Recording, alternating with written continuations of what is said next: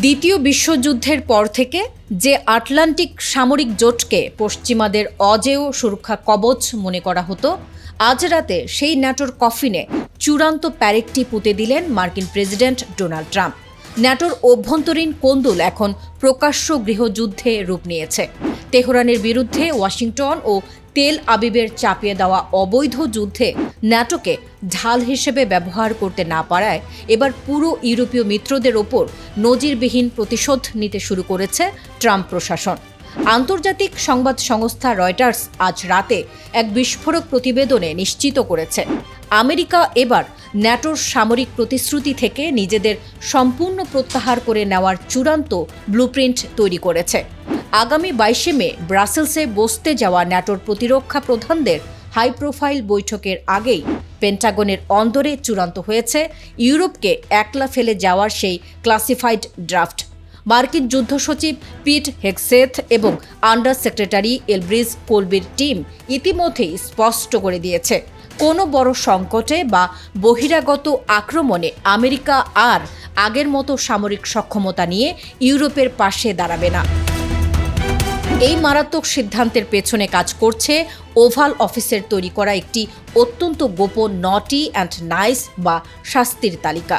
যেসব ইউরোপীয় দেশ ইরানের বিরুদ্ধে আমেরিকার যুদ্ধে সরাসরি সেনা বা অস্ত্র পাঠাতে অস্বীকৃতি জানিয়েছে, ট্রাম্প প্রশাসন বেছে বেছে তাদের সামরিক সাহায্য কাটা শুরু করেছে। এর প্রথম ধাক্কা হিসেবে পোল্যান্ডে 4000 মার্কিন সেনার রোটেশন বাতিল করা হয়েছে এবং জার্মানি থেকে এক ধাক্কায় প্রত্যাহার করে নেওয়া হয়েছে 5000 মার্কিন কমান্ডো। এমনকি জার্মানির মাটিতে বসানো রাশিয়ার দিকে তাক করা দূরপাল্লার মিসাইল ব্যাটালিয়নও সরিয়ে নিচ্ছে পেন্টাগন। সবচেয়ে বড় সাসপেন্স এবং মনস্তাত্ত্বিক আতঙ্ক তৈরি হয়েছে ব্রাসেলসের ন্যাটোর হেডকোয়ার্টারে।